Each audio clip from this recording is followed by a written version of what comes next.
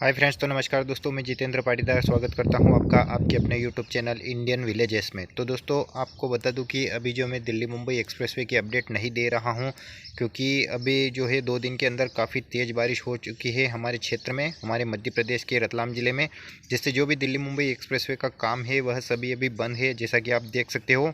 और अभी भी छिटपुट बारिश हो रही है, तो जैसे ही काम शुरू होगा आपको अपडेट दे दी जाएगी।